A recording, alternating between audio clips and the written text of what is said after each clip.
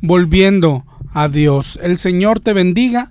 Te damos gracias por escucharnos como siempre y me acompaña como todos los jueves mi esposa Esmeralda Martínez. Ella te va a dar los números de teléfono por si quieres regalarnos una llamadita para lo que quieras comentarnos. Buenas tardes, el programa es Volviendo a Dios. Estamos todos los jueves de 6 a 7 de la tarde aquí en Radio Esperanza. En cabina los teléfonos son 83 75 50 51 y 83 75 50 55. También tenemos un correo que es volviendoa.dios@hotmail.com. Además, un número de celular para mensajes de texto durante la semana, que es el 818-252-8607, y una página de internet donde puedes revisar programas de prédicas anteriores, como es www.elrenuevo.com.mx. Y como cada semana, nuestra invitación es leer la palabra. Otra vez muchas gracias por acompañarnos y sin más preámbulo, vamos a entrar directo al tema de hoy. Las últimas semanas, si has estado con nosotros, hemos estado hablando de la palabra de Dios, de la importancia de la palabra de Dios, de lo que es o debe ser la palabra de Dios para el cristiano. Ojalá y lo hayas entendido, ojalá y si no lo hacías, hayas comenzado a leer la palabra de Dios. Dios quiera y te hayas dado cuenta que no hay salvación sin la palabra de Dios, que la Biblia enseña que ahí es donde está la vida. No se puede ser salvo sin estudiar la palabra de Dios por nuestra cuenta.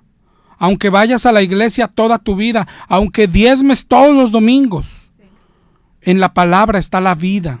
Yo sé que algunos no están de acuerdo, yo sé que algunos se molestan, pero antes de molestarte, piensa, ¿qué tiene de malo lo que te estamos invitando, lo que te estamos exhortando a leer la palabra de Dios? Es increíble que alguien que se dice cristiano se moleste por eso. Algunos nos dicen, es que mira, no es necesario leer la Biblia y nos ponen como ejemplos, mira el ladrón de la cruz. La semana pasada otros nos decían, bueno, y los que se convierten en el hecho de muerte, ¿no leyeron la Biblia o sí? Te lo voy a explicar con un ejemplo. Por ejemplo, el libro de Santiago dice que la fe sin obras es muerta. Si alguien se convierte en el hecho de muerte, tampoco puede hacer obras o sí. Si tú ves el ladrón en la cruz, tampoco hizo obras. Entonces, pero la pregunta es, ¿por qué no hicieron obras? ¿Por qué? Porque el Señor se los llevó. ¿Por qué no leyeron la Biblia? Porque el Señor se los llevó. Porque el ladrón estaba crucificado. Si al ladrón lo hubieran dejado con vida, lo hubieran bajado de la cruz con vida, ¿sabes qué hubiera hecho? Ir a buscar una Biblia e ir a ponerla por práctica e ir a hacer obras. Pero nosotros, tú y yo, no estamos muertos. Nosotros no tenemos las manos clavadas y seremos juzgados así. Cuando Dios te pregunte, ¿por qué no leíste la Biblia? ¿Qué le vas a decir? ¿Porque el ladrón no la leyó? ¿Esa va a ser tu excusa? Recapacita, hermano, recapacita. Hay gente que dice, no es cierto. Se es salvo solo por creer. Eso es, ¿cómo lo diré? Es lo que más nos han enseñado a los cristianos evangélicos, ¿no? A veces hasta parece una cantaleta. Somos salvos por fe, somos salvos por creer. Y la repetimos, y es cierto. Pero sabes, algunos ni siquiera saben qué significa. ¿Tú qué dices esto? Yo te pregunto hoy, ok, eres salvo por creer, pero ¿creer en qué? ¿Creer en qué? ¿Sabes? Las respuestas cuando preguntas eso varían, pero la mayoría va a decir, creer en Jesús. Ok, también es cierto, pero ¿qué es creer en Jesús? ¿Qué es creer en Jesús? ¿Sabes? Los católicos dicen que creen en Jesús. ¿Tú sabías esto? ¿Y a poco son salvos? Los testigos de Jehová también creen en Jesús. Yo te pregunto, ¿también son salvos? los adventistas, ¿sabes? Incluso los mormones creen en Jesús. Saben que existió, pero dicen que era solo un maestro, que era solo un profeta, pero creen en Jesús. ¿Son salvos también? Para acabar pronto, ¿sabes qué dice la Biblia? Que el diablo también cree.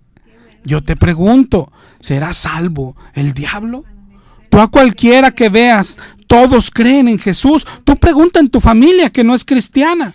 Todos creen en Jesús. Los evangélicos creen en Jesús. Los pentecostales creen en Jesús. Los presbiterianos creen en Jesús. Los metodistas creen en Jesús. Pero ¿sabes qué? Los borrachos creen en Jesús. Los rateros, antes de salir a robar, se persignan y creen en Jesús.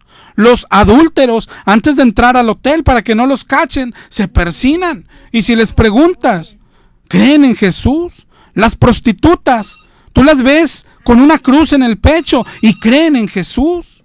Los drogadictos hasta se tatúan la cruz o se tatúan el rostro de Jesús. Todos creen en Jesús. ¿Tú qué piensas? Entonces, ¿todos son salvos? ¿Sabes qué nos dijo Jesús? Este versículo, anótalo, grábalo. ¿Sabes? En tu casa, en nuestra casa, que es tu casa, nosotros lo tenemos en un cuadro. Es Juan 7:38. Juan 7:38, dijo el Señor: el que cree en mí, como dice la Escritura, de su interior correrán ríos de agua viva. Otra vez, el que cree en mí, como dice la Escritura. Somos salvos por creer en Jesús, pero no en el Jesús que me enseña mi mamá, no en el Jesús que me enseñó mi abuelita o mi tía, no en el Jesús que me enseñó el sacerdote, no en el Jesús que me enseña el pastor, no en el Jesús de los católicos, ni en el Jesús de los testigos, ni en el de los pentecostales, ni en el de los mormones, ni en el de los bautistas. Jesús dijo: el que cree en mí, como dice la Escritura. Como dice la Escritura. Bueno, ¿y cómo dice la Escritura? Pues de eso estamos hablando, hermano. Hay que estudiarla, hay que leerla, hay que creerla y hay que ponerla por obra. Todo eso. No se es salvo por repetir una oración. Es un engaño. Y precisamente por eso te exhortamos: ve a la Biblia para que no te engañen. Jesús dijo en Juan 5:24: el que oye mi palabra y cree al que me envió, ese tiene vida eterna. El que oye mi palabra. Jesús dijo: mis ovejas oyen mi voz. La voz de Jesús está en su palabra. Segunda de Timoteo 3:15. Pablo le dijo a Timoteo que desde la niñez has sabido las sagradas Escrituras, las cuales te pueden hacer sabio para la salvación por la fe que es en Cristo Jesús.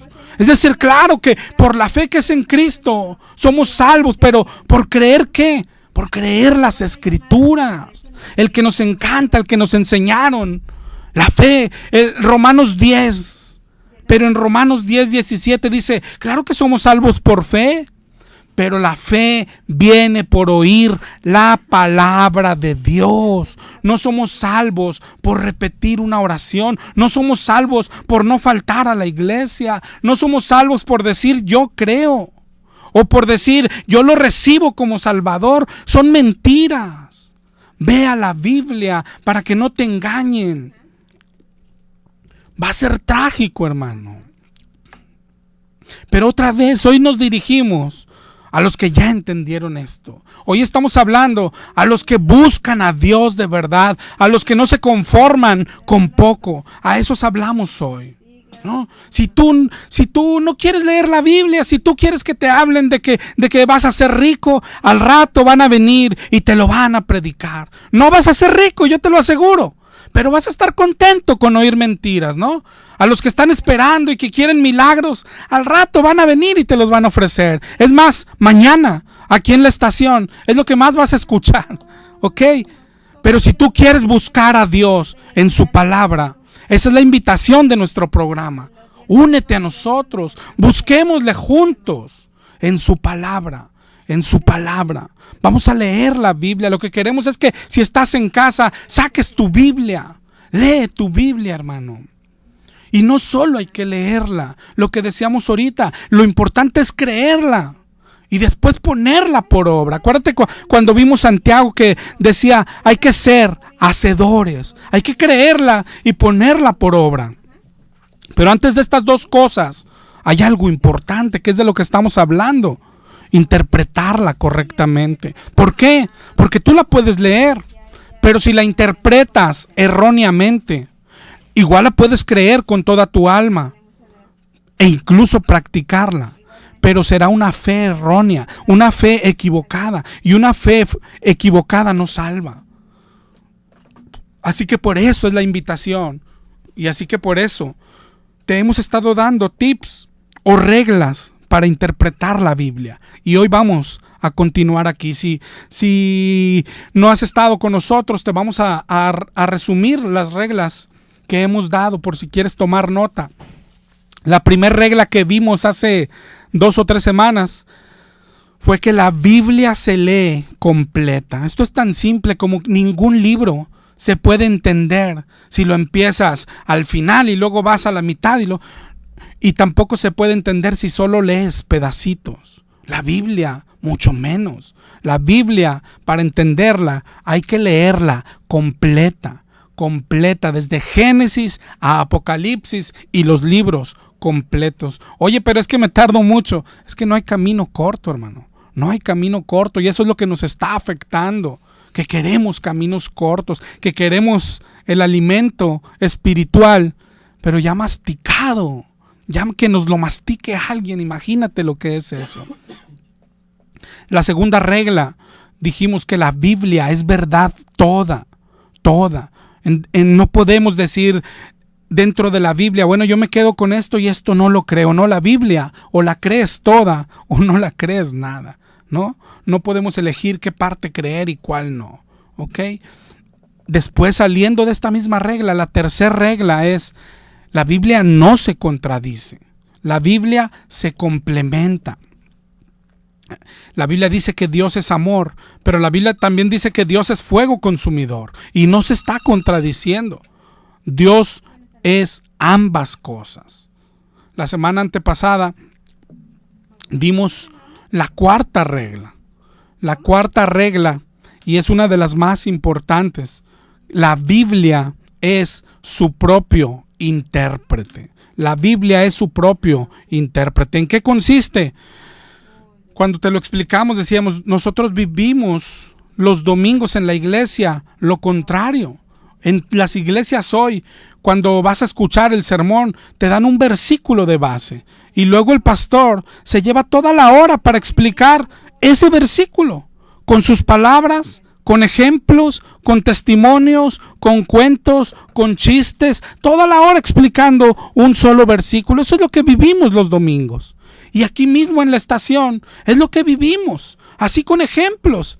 Algunos hasta 2 horas para hablar de un solo versículo. No, es lo que abunda hoy. Hoy por eso tenemos doctrinas torcidas, porque las basan en un solo versículo o en 2. Hoy tenemos prácticas disque cristianas, pero basadas en un versículo o 2. Esto es lo peor que le ha pasado al cristianismo. Grábatelo, no podemos formarnos una creencia con un versículo o 2. Oye, entonces, ¿con cuántos? ¿Con 10 o con 1000? Para formar una doctrina bíblica completa, pues su nombre lo dice, es necesario tomar todos los versículos, todos los pasajes de la Biblia que traten del mismo tema, todos los pasajes paralelos. Después interpretarlos correctamente y luego ir ensamblándolos y ver cómo se va acomodando una doctrina completa. Pero debemos tener todos los versículos. ¿Y cómo le hacemos? Otra vez. Por eso es la importancia de leer la Biblia.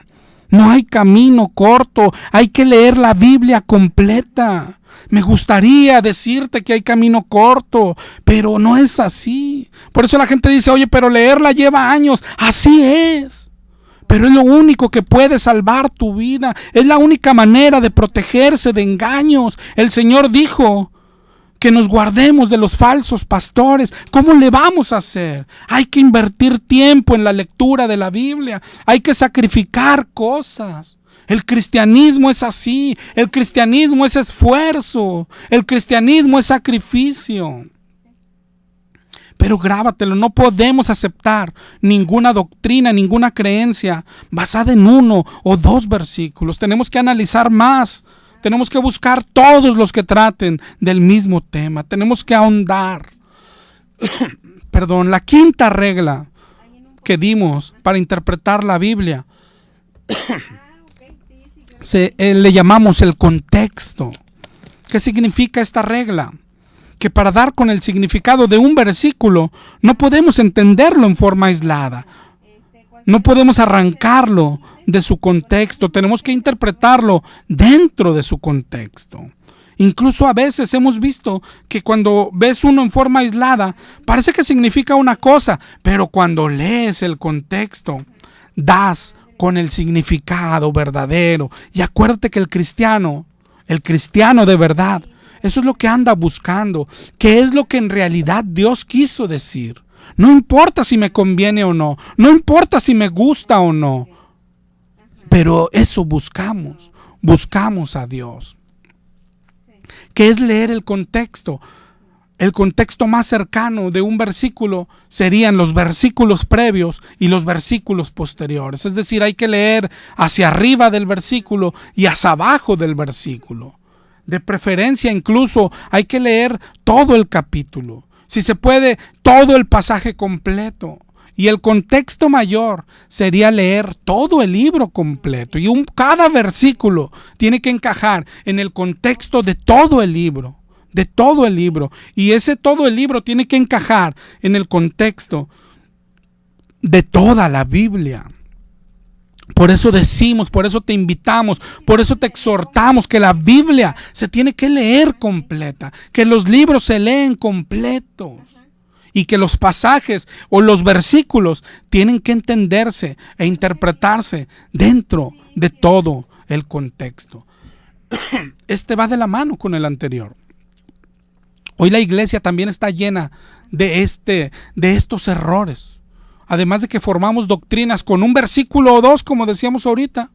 Por lo regular ese 1 o 2 versículos están fuera de contexto. Hoy por la mañana escuchaba, pero esto es el pan diario del cristianismo, un cuate que decía que él tenía el poder para atar demonios y decía que le llamen porque ya mero iba a empezar a orar y ya iba a empezar a atar. Y luego dio la base, ¿no? La que te hemos dado tantas veces. Mateo 18:18. De cierto os digo que todo lo que atéis en la tierra será atado en el cielo. ¿Ves? Tengo el poder. Dios me dio el poder. Llama porque ahorita vamos a atar demonios. Y si tratará de eso el pasaje. Es el que pusimos de ejemplo la semana pasada. Si lees todo el contexto, lee completo todo Mateo 18. Ahí tú. Y dime, ¿dónde habla de atar demonios?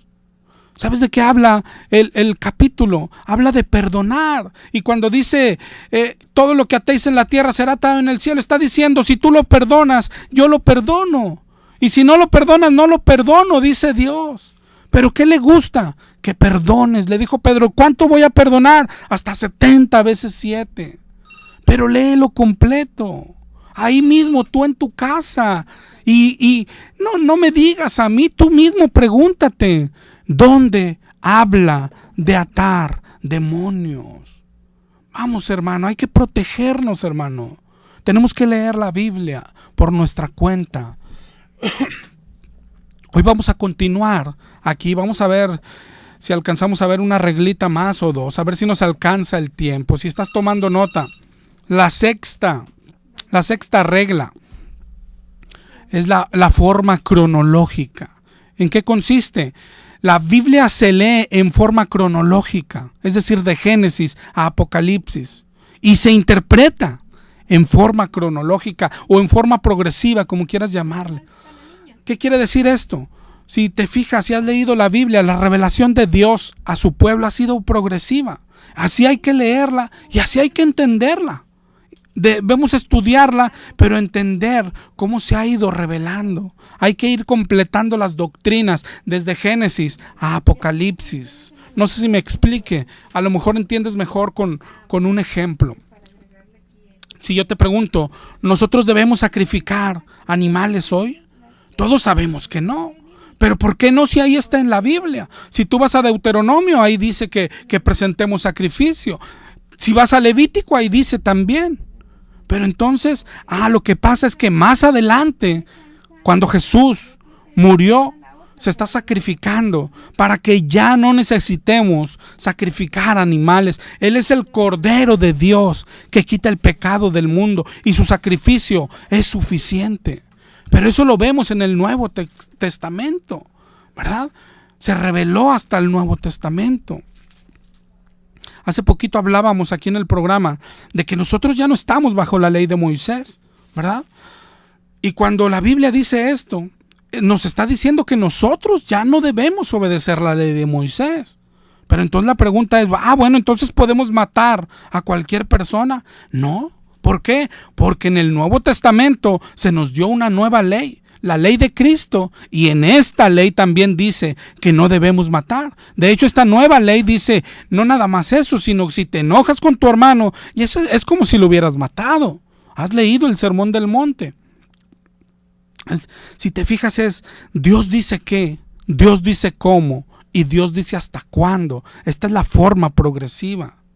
Otro ejemplo, Dios permitió en un tiempo que tuvieran relaciones los padres con las hijas, las madres con los hijos o incluso entre hermanos. Esto se ve en la Biblia. De hecho, así es como se pobló la tierra, si no, ¿cómo? ¿No? Si recuerdas, Abraham y su esposa Sara también eran hermanos, ¿no? Pero la pregunta es, ¿entonces hoy podemos hacer lo mismo? No, ya no. ¿Por qué? Porque si lees más adelante, en Levítico 18, Dios dijo, en el 18:9, dijo, la desnudez de tu hermana, hija de tu padre o de tu madre, su desnudez no descubrirás. ¿Te das cuenta? Dios dice qué es lo que sí se puede, qué es lo que no se puede, pero Él también dice hasta cuándo sí y hasta cuándo no. Dios dijo un día en Levítico que no podíamos comer carne de puerco. ¿Te acuerdas cuando mencionó a todos los animales impuros? Y hoy todavía hay iglesias, hay religiones que prohíben comer carne de cerdo. Sin embargo, otra vez, la Biblia, más adelante, en el Nuevo Testamento, en Colosenses 2:16, dice Pablo, que nadie te juzgue en comida ni en bebida. También dice la Biblia que podemos comer de todo lo que hay en la carnicería. ¿Te das cuenta? Dios dijo un tiempo, no comas de esto. Pero después dijo otro, ahora ya puedes comer de todo. ¿Te das cuenta? Nos está liberando de eso. Pero ¿cómo te das cuenta? Leyendo la Biblia en orden, en forma progresiva. Lo mismo es sobre guardar el sábado. Hay iglesias que todavía lo practican, lo predican, lo hacen. Incluso dicen unos que el que no guarda el sábado se va a ir al infierno. Pero ahí mismo, en Colosenses 2:16, donde dice, nadie te juzgue en comida o en bebida, dice, o en día de fiesta, o en luna nueva, o en día de reposo, todo lo cual es sombra de lo que ha de venir. ¿Te das cuenta? Ya no aplica eso, ya no aplica el día de reposo. Jesús dijo, ¿te acuerdas cuando anduvo en la tierra? El Hijo de Dios es dueño del sábado, del domingo, del lunes, del martes. ¿Te das cuenta? Pero ¿cómo te das cuenta de estas cosas? Leyendo la Biblia en orden. Era sombra de lo que había de venir. ¿Por qué es importante de lo que hablamos hoy? Porque, como estamos diciendo, de repente te lo tuercen. De repente hay gente todavía guardando el sábado. Y yo creo que el ejemplo más claro lo que pasa hoy más en las iglesias. Yo creo que has escuchado hablar de maldiciones generacionales. Yo creo que has escuchado que te dicen en la iglesia, no, es que lo que estás pasando es porque tu papá fue pecador, o porque tu abuelita ya en aquellos años era una bruja, o tu tía no sé qué era esto. Es decir, nos enseñan que nosotros cargamos con el pecado de nuestros padres y sus consecuencias. Y claro que nos llevan a un pasaje de la Biblia. Hay uno en Deuteronomio, o está el de Éxodo 25, donde dice, yo soy Jehová tu Dios, fuerte y celoso, que visito la maldad de los padres sobre los hijos hasta la tercera y cuarta generación. ¿Ves? Si alguien te dice que hay maldiciones generacionales y te muestra este verso, pues ya te la crees porque está en la Biblia. Igual como guardar el sábado, igual como tantas otras mentiras. Pero lo que debes de grabar hoy no es suficiente con que esté en la Biblia. Acuérdate que tenemos que ver si significan lo que nos dicen. Tenemos que ver si aún está aplicando para nosotros. Si Dios no lo cambió, hay que ver si están interpretando bien. ¿Cómo nos damos cuenta? Otra vez, hasta el cansancio, leyendo la Biblia completa. Si leyeras la Biblia en orden, más adelante te toparías con otro verso en Ezequiel 18:4 para ser exactos. Dice 18:4, como el alma del Padre, así el alma del Hijo es mía, dice el Señor. Y el alma que pecare, esa morirá. El alma que pecare, esa morirá. En el 18:20 lo repite, el alma que pecare, esa morirá. Y mira lo que dice ahí, el Hijo no llevará el pecado del Padre, ni el Padre llevará el pecado del Hijo. ¿Te das cuenta? Aquí está Dios rompiendo con eso de las maldiciones generacionales hace cientos de años. Y parece increíble que hoy en día todavía haya pastores que te lo prediquen. Pero lo más increíble no es que te lo prediquen, lo más increíble es que haya gente que se lo crea. La otra vez escuchaba un vivo de estos que se dicen pastores, que le decía a una señora, es que eso que le está pasando es por una maldición generacional, pero venga a la iglesia y yo tengo autoridad para rompérsela, ¿no? Claro que tráigase su dinerito, no vaya a venir Diokis, ¿no? Y el pueblo se traga cualquier mentira. ¿Por qué? Todo por no leer la Biblia. Dijo el Señor, mi pueblo es destruido por falta de conocimiento. Dios dijo un día que castigaría la maldad en los hijos, pero después dijo, ya no haré eso. Entonces hoy para nosotros ya no aplica. Y así hay tantas cosas. Antes de continuar te voy a dar los números de teléfono por si quieres marcarnos. Es el 83 75 50 51 y el 8375 50 55 y nuestro celular es el 818 252 8607. Pero no sé si alcances a comprender de lo que estamos hablando. Hay cosas que Dios dijo, esto ahora, pero después dijo, ya no. Por ejemplo, el mismo diezmo. En el antiguo, Dios pedía el diezmo. Ahora, hoy, ya no. Nos dicen, ¿a poco ya no vamos a dar? Estás equivocado. Hoy Dios no pide el 10%, hoy pide todo. Cuando lees la Biblia cronológicamente, debe tener cumplimiento las doctrinas en la iglesia primitiva. Otra vez te voy a poner un ejemplo y precisamente el del diezmo. Si vemos la doctrina del diezmo por todo el Antiguo Testamento, la vemos como parte de la ley. Está en Levítico, está en Números, pero donde hay más información es en Deuteronomio. Y luego vemos que el pueblo se desvía y Dios manda a los profetas para hablarles del diezmo. ¿Verdad? Ahí es donde está, en ese contexto está Malaquías 3:8, cuando dice, vosotros me han robado en vuestros diezmos y ofrendas. ¿Verdad? Luego de hecho Malaquías es el último libro del Antiguo Testamento.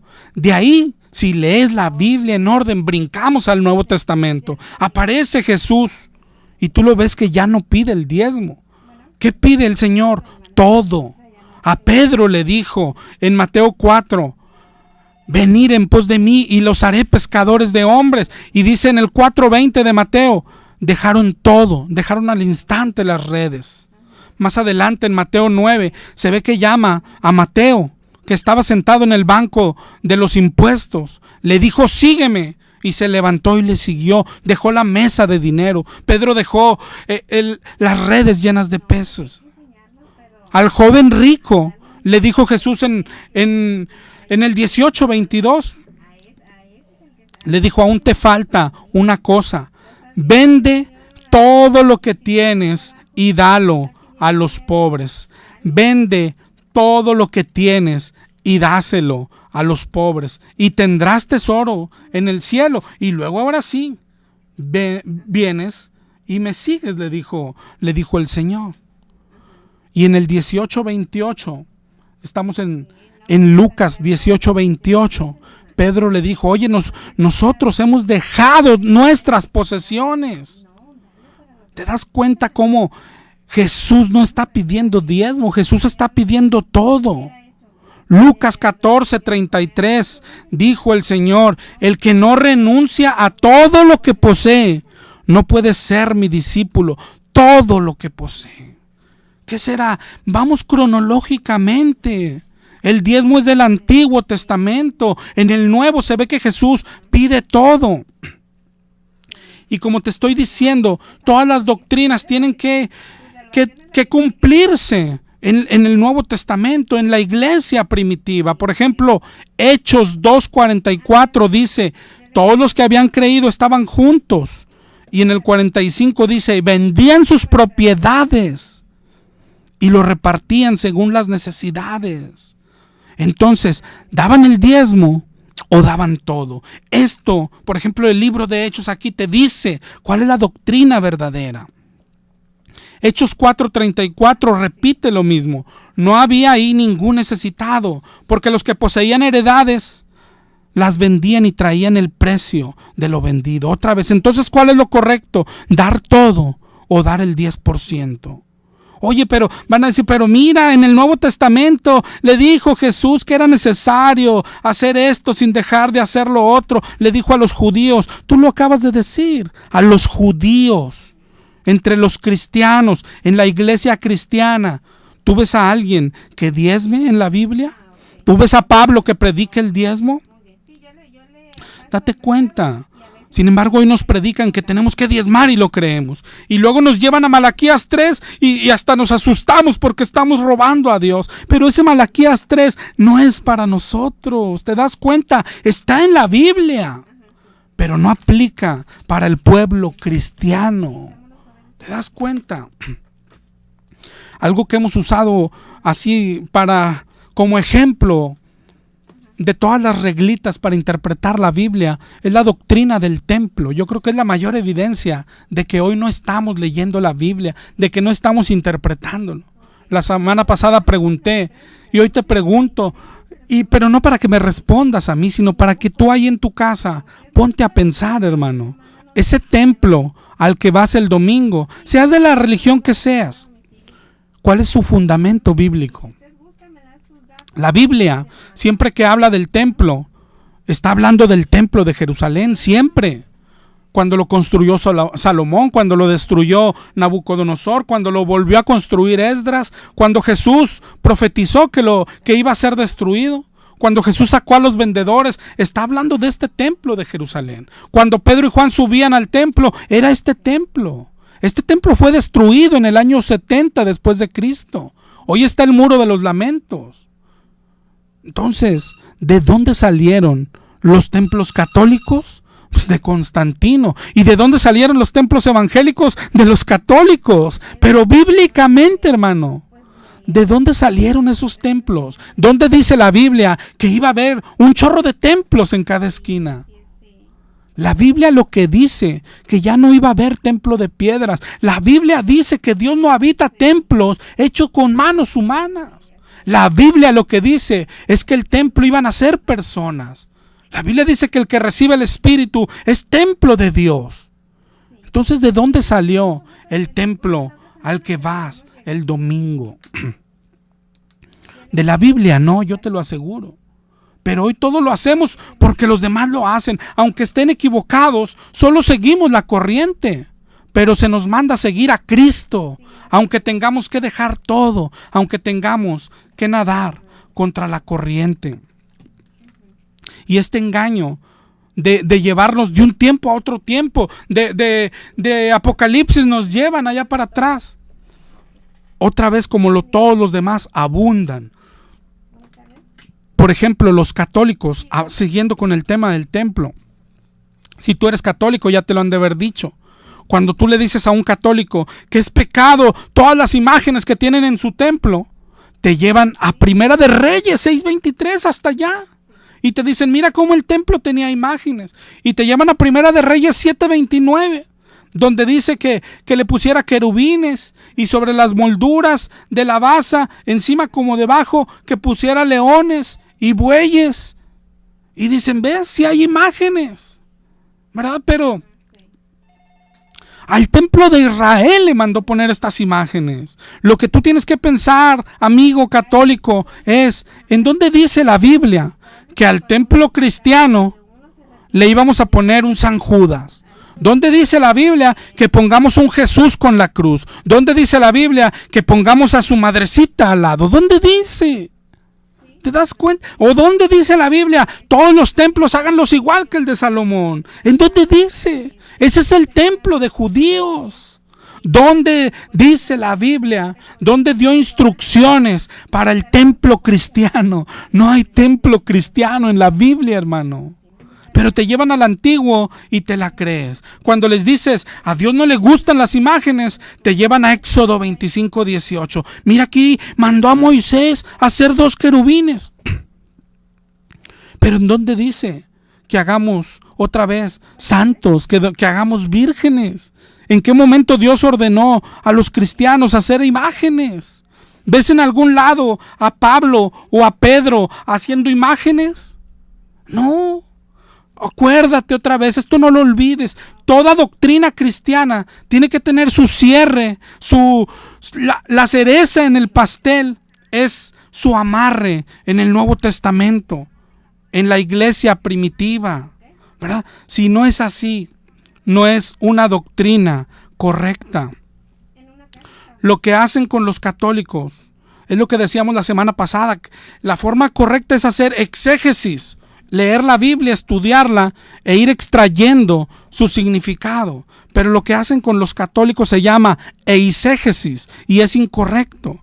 Esto es, yo tengo una idea, una creencia y solo voy a la Biblia a buscar algún soporte. Ellos ya hacían imágenes, ellos ya adoraban imágenes y lo que hicieron es buscar en la Biblia algo para amarrar su creencia, ¿no?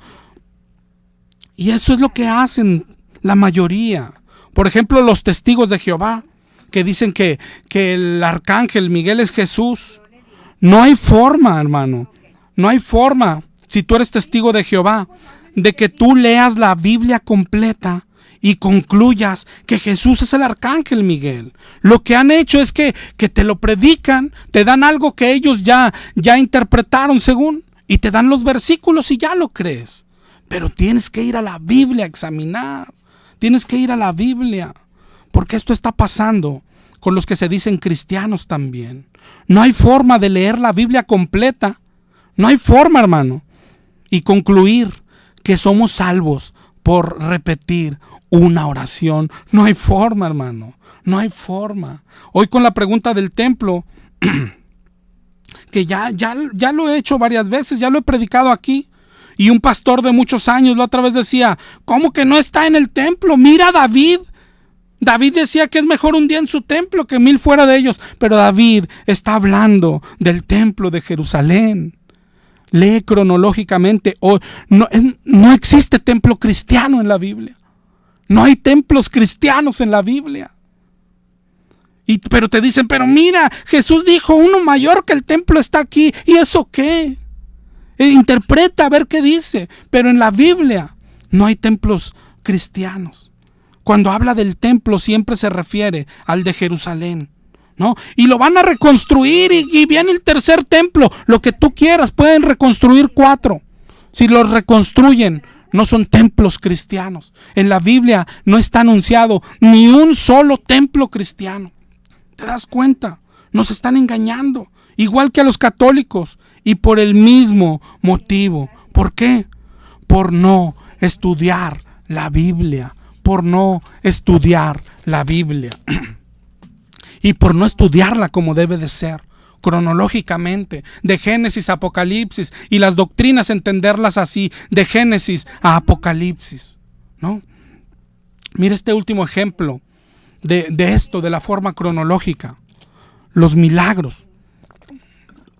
Tú escuchas bien seguido personas haciendo campañas de milagros, aquí mismo en el radio, creo que andan anunciando otra, todas las semanas hay campañas de milagros, ¿no? Y viene gente de Puerto Rico a hacer milagros acá, ¿no? Pues que se quede en Puerto Rico a hacer los milagros. Y te vienen, ¿no? Y ven por tu milagro, ¿no? No sé si has escuchado, ahora hay esas casas de oración, cuartos de oración. Y ven por tu milagro, Dios. Y Dios no nos quiere enfermos. Y se oye bien bonito, ¿no? Y hay iglesias que hacen cursos para hacer milagros. Y hay iglesias que traen un libro para enseñarte a hacer milagros. Y otro que es el facilitador de milagros. Y otros dicen que tienen poder para hacer milagros. Yo no sé tú qué piensas de los milagros. ¿Qué dice la Biblia? ¿Qué dice la Biblia? Mira, en el Nuevo Testamento, que es ahí donde nos basamos, en los evangelios, se ve a nuestro Señor haciendo milagros. Tú lees la Biblia y ves que sanó a la mujer que tocó el manto. Tú ves a los evangelios y ves que sanó al siervo de Centurión. Y luego ves que resucitó a la niña de Jairo. Y luego ves que le dio la vista al ciego Bartimeo. Y luego ves que levantó al paralítico que le bajaron por el techo. Y luego ves que sanó a los 10 leprosos. Esto sin contar a los endemoniados. Y vemos que resucitó a Lázaro y etcétera y etcétera. Y esto es lo que nos mencionan para decirnos que Dios no nos quiere enfermos y que Dios quiere sanar a todos. ¿Qué tenemos que hacer? Primero, debemos de juntar todos los pasajes que hablen de este tema, de la enfermedad y de la prueba en general, desde Génesis a Apocalipsis. El libro de Job, la suegra de Pedro, el aguijón de Pablo, todos, para así ir formando la doctrina completa.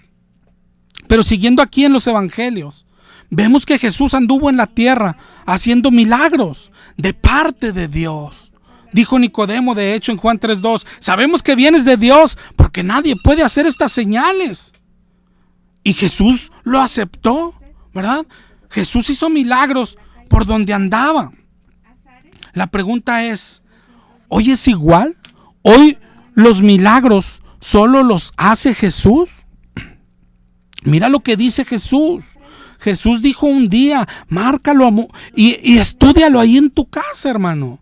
Mateo 24, 23 y 24. Mateo 24, 23 y 24. Si alguno les dijere, mirad, aquí está el Cristo, o mirad, ahí está, dice Jesús, no lo creas. 24, 24. ¿Por qué? Porque se levantarán falsos cristos y falsos profetas y harán grandes señales y prodigios. Harán señales y prodigios. Entonces acuérdate, con la otra reglita que era, la Biblia se complementa. Oye, hoy Jesús sigue haciendo milagros. Claro, claro. Los milagros del Señor no están en duda. Lo que debes de poner en duda es a tanto milagrero que ha salido no sé de dónde. Según Mateo 24, hoy también puede haber falsos cristos haciendo señales y prodigios, sanidades de verdad, pero que no vienen de Dios, que no vienen de Dios. Luego vas a decir, oiga, pero ese nomás es un versículo, hay más. Segunda de Tesalonicenses 2:8. Segunda de Tesalonicenses 2:8. Dice, se manifestará aquel inicuo cuyo advenimiento es por obra de Satanás. Por obra de Satanás, escúchalo bien, y dice, con gran poder y señales y prodigios. Satanás haciendo señales y prodigios. ¿Te das cuenta lo que dijo Jesús en Mateo 24? Apocalipsis 13, 14, cuando habla de la bestia. Apocalipsis 13, 14, hablando de la bestia, dice, y engaña a los moradores de la tierra con las señales que se le ha permitido hacer en presencia de la bestia. Entonces, según la Biblia, leyéndola de forma corrida, leyéndola cronológicamente, tomando todos los versículos y tomándolos en su contexto, ¿qué enseña la Biblia? Claro que Jesús hace milagros, pero el mismo Jesús dijo, pero ten cuidado, porque va a haber un día en que Satanás también hará milagros. ¿Cómo los vamos a distinguir? Los dos sanan, los dos hacen señales, pero el cristiano tiene que querer que el milagro sea de parte de Jesús. ¿En dónde está Jesús hoy? ¿En una campaña? ¿Tú te imaginas en una campaña? Jesús dijo, si te dicen aquí está el Cristo, dijo, no les creas. Lo que Jesús dijo en Mateo 6:6, que ahí está en tu cuarto. Entra en tu cuarto y tu Padre está ahí en lo secreto. Claro que podemos pedirle milagros, es nuestro Padre, pero ora como te enseñó el Señor, pero hágase tu voluntad, Señor. Así oraba Jesús. El que tiene relación con Dios no necesita un milagrero ni un payasito de púlpito que haga milagros. No necesita un intermediario. El que es hijo de Dios de verdad, claro que le podemos pedir milagros, pero acuérdate cómo oraba Jesús. Si es posible, aparta de mí esta copa, pero que no se haga mi voluntad, sino la tuya. Y si no llega la sanidad, es porque Dios está diciendo, bástate mi gracia. Y eso es suficiente para el que busca a Dios. Pero lo que pasa es que muchos que se dicen cristianos hoy no conocen a Dios, no saben cómo escuchar su voz. Le piden a Dios un milagro y le piden a todos los demás, hermano, ore por mí, pastor, ore por mí. Y creen que echándole montón a Dios les va a conceder lo que quieren. Y a donde les ofrecen milagros van. Pero el Señor dice, bástate mi gracia. Pero los cristianos dicen, no, qué gracia, ni qué la canción. Vamos a la campaña de aquel, vamos a los cuartitos de oración, vamos al facilitador de milagros, vamos al día de milagros. ¿Por qué, hermano? ¿Por qué? Todos estos te dicen, mañana tú lo vas a escuchar. Es más, ni le pidas, dicen, la sanidad ya está. Desde antes que te enfermes ya estaba la sanidad. ¿Quién sabe por qué te enfermaste? Isaías 53, por sus llagas fuimos curados. ¿Ves? Ya fuimos curados. Solo reclama tu sanidad. Y allá anda el pobre cristiano ignorante reclamándole a Dios, imagínate. Con un solo versículo, con Isaías 53, te convencen, ¿no? No significa eso. ¿Cómo lo sabe? Pues hay que leer todos los demás, hermano. Precisamente lo que hablábamos de Pablo. Segunda de Corintios 12:7 dice que le fue dado un aguijón que lo abofeteara. Dice en el 12:8, le pedí al Señor 3 veces que lo quite de mí, pero después me dijo, bástate mi gracia, porque mi poder se perfecciona en la debilidad. ¿Qué pasó? No lo sanó. No sanó a Pablo. No sabía Pablo que había que reclamar la sanidad. No sabía Pablo que por sus llagas fuimos curados. ¡Qué ignorante Pablo! ¿No? ¿Te das cuenta? Esa doctrina no amarra con el Nuevo Testamento, entonces no es verdadera. Oye, ¿cómo voy a saber qué significa? Lee todo el contexto de Isaías 53. ¿De qué habla? Del sacrificio de Jesús, del sacrificio por nuestro pecado. Pero ahí dice enfermedad. Acuérdate que Jesús se refería al pecado como una enfermedad. Cuando dijo los sanos no tienen necesidad de médico. La enfermedad a la que se refiere Isaías 53 es el pecado. Es el pecado. Pero entonces la doctrina de la sanidad, ¿cómo es? La Biblia enseña que claro que Dios sigue sanando, pero ten cuidado porque la Biblia enseña que también el diablo hace milagros. ¿Cuál es la forma más segura? No de ser curados, sino de saber que es la voluntad de Dios. Pídele a Dios, entra en tu cuarto. Si te sana es que es su voluntad, y si no, hermano, bástate su gracia. No busques más milagreros, no busques las campañas, no busques los cuartitos de oración. No son de parte de Dios, hermano. Ojalá y lo entiendas. Pero bueno, el tema de hoy era de que tenemos que leer la Biblia cronológicamente, porque hay cosas que aunque Dios las hizo un día, después dijo, hoy ya no aplica para ti. Aunque Jesús un día era el que hacía milagros y decían, no puede haber milagros si no son de parte de Dios. El mismo Jesús dijo, pero mañana el diablo los va a imitar. Un día Dios pidió el diezmo, pero después dijo, ahora estoy pidiendo todo, que dejes todo y que me sigas, hermano. Ojalá y te haya servido el programa de hoy, hermano. Te invitamos a que sigas leyendo la Biblia y nosotros continuaremos con el tema la semana siguiente. Dios te bendiga mucho, hermano. Volviendo a Dios, fue presentado por Librería El Renuevo.